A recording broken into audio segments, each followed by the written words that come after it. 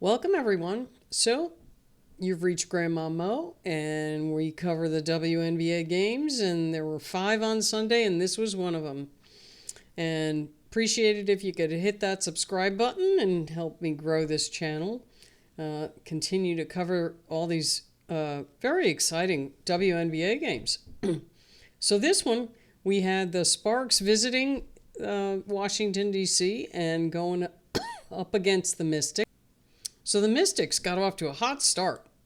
They were feeding Shakira Austin, and she was coming through and just hitting some shots, and they got up to a lead of 23 to 18 in the first, and then they added to that 30 to 23 in the second, and then the Sparks evened it out in the third, 24 to 24, but they were still down. Let's see, the Mystics built up a 14-point lead.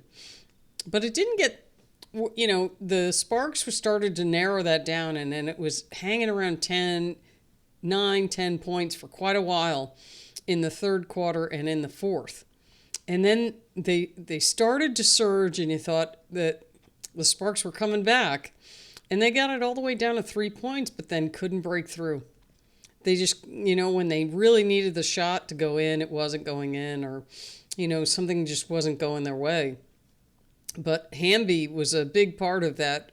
I think they had like a 9-0 run, and they got it all the way down to 3 points. And between her and Kelsey Plum, they were both making layups, just pick and rolls or just driving to the hoop, and they got it, they got it close, but then they just, I don't know, I guess it was like 3 or 4 minutes left, and they just couldn't increase that.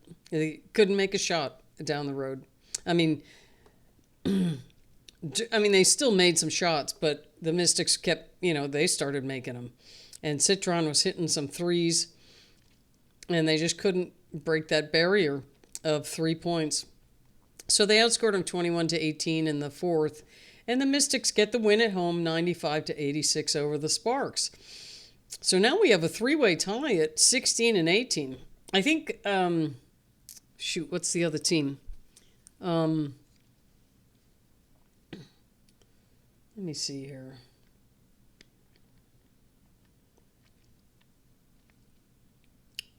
There's one other team that has 18 losses. The Sparks, the Mystics, and the Storm. So but the Storm have 17 wins. So I always look, because teams have different number of games played. I always look at the losses, because those don't change. I mean, they're not going to get any high. I mean, they're not going to get any, well, whatever. They're not going to get better. They're only going to get worse, if at all. So 3 at 18, and then you have the Fever and the Valkyries with 16 losses. So, these last 10 games are going to be interesting to see who gets into the playoffs. And, given this game, the Mystics are certainly throwing their hat in the ring. But I haven't looked at their remaining schedule, so we'll see what happens with that. But, it basically boiled down to the Mystics getting that lead, and then they just held on. They held off L.A., and, you look at the turnovers, like the Sparks there's a couple of key stats that the Sparks were way ahead of them on. Points in the paint, 46 to 34. And then the Mystics had 18 turnovers, and the Sparks got 25 points off that. But that's kind of what helped them get back in the game. And the Sparks only had 8 turnovers, and Washington only scored 8 points off of that. But they made up for it with 3-point shooting. They had 11 threes, so that's 33 points. That's a lot of points. And they shot 55%. That was the big difference, and that's kind of what counts. And the Mystics went to the line a bit more. They made 14 out of 18 shots, and the Sparks only went to the line 11 times. So that's 7, and they made 8 of them. The Sparks shot 50% from the floor, but the Mystics shot 59%. So, but the big glaring one was the 3-point shooting.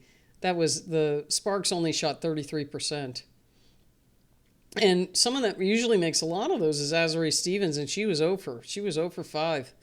She only scored 6 points in this game, and she's usually in double figures for them. So we'll go down the players. Like I said, Plum and Hamby were the main scorers. They had 51 of the Sparks' 86 points. That's a lot for two players to have that many points. Plum also had 3 steals, a block. She had 3 turnovers, 6 assists, and 3 rebounds. She was 2 for 5 from 3. She was 10 for 15 overall. She drove to the hoop a lot.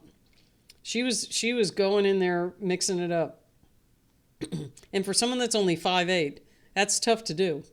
And then you had Hamby with 26 points. She had 7 assists, a steal, a block, 4 rebounds, which that's not very much for her. They didn't have anybody with a lot of rebounds. But, LA tries to spread the floor and create a lot of space and take threes. And, that didn't work for them in this game because the Mystics have Dolson, Austin, and Inksler and Iriafen down low. So, even though they outscored them points in the paint, it's tough to get rebounds because of those big bodies in there for the Mystics. But Hamby was 12 for 17. She made a 3, and she was 1 for 3 from the line. Oh, that was one of the things. Right near the end of the game, the Mystics were winning by 6, and Hamby was at the line, and she missed both free throws. That could have dropped it to 4. With a minute and a half left. And they couldn't score after that. I'm pretty sure they didn't even score. She missed those free throws, and then that was it for LA. And the Mystics Sonia Citron hit a 3. And that was because it was 6, and they lost by 9. Yeah, that was the difference. Citron hit a 3, and they did not score. So you had Jackson. She played pretty well, 17 points. She had a block, a steal, 2 rebounds, 2 assists. She was 2 for 2 from the line. She shot 3 for 7 from 3, which is 42%, and she was 6 for 17 overall. But the big thing that was missing here was Stevens with only 6 points. She was 3 for 9 overall because they needed those points from her. And then Julie Alamon, she's been playing well as of late, but she only scored 2 points, and that was a layup. She was it was on a breakaway, and she got a layup, and that was all she got. 1 steal. She had 4 assists, 2 rebounds. She was 0 for 3 from 3. Cameron Brink, she didn't score at all. She only took 2 shots. She had 4 fouls. She's got to watch that fouling. She was like that in college. She'd get in foul trouble. She's always looking to block people, rightfully so, but she's got to learn how to not foul when doing that. And then Julie Van Loo didn't score. She had 2 assists. She only took 2 shots. One of them was a 3. But they were coming back when she was in the game. So she always had, she played for the Valkyries, and I always liked her because she pushes the ball and she's very energetic. It's the same thing with Emily Inksler for the Mystics. They aren't people, Inksler can score, and Van Loo can if given the right circumstances. But, very good energy. And then Ray Burrell had 10 points. She was the 4th player in double figures for the Sparks. She was 2 for 2 from the line, 2 for 2 from 3, 3 for 4 overall. So that's it for the Sparks. And then we had 4 players also in double figures for the Mystics. And they were led by Sonia Citron. And she is certainly making her bid in for Rookie of the Year. She had 24 points. Very nice. She shot 56% from the floor. She was 5 for 6 from 3, 83%, and then 1 for 1 from the line. She had 3 assists. Iriafen, also throwing her hat in that ring, 18 points. She had 10 rebounds, 3 assists, 3 turnovers, and a steal. She was 5 for 9 overall, and then she was 8 for 9 from the line. She was at the line a lot. And then Shakira Austin, she pretty much played in the first half. She didn't really, she was in the game in the second half, but not very much. 14 points. She had 6 rebounds, 3 assists. She had a block, a steal, and 2 turnovers. She was 6 for 7 overall.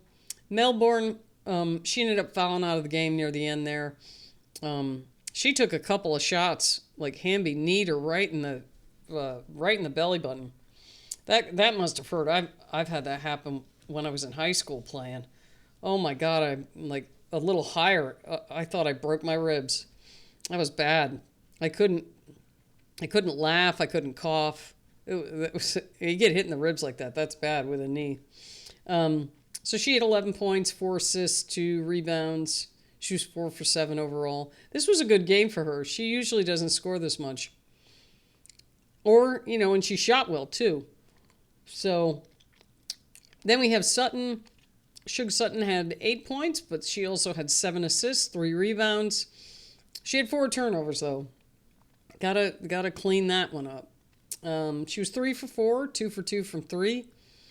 Lucy Olson, 4 points. She, when she was in the game, it seemed like she scored more than 4 points. That's weird. Anyway, she had 2 turnovers and 3 assists. She was 0 for 3 from 3 and 2 for 5 overall. Alicia Clark, 7 points. She was 3 for 4.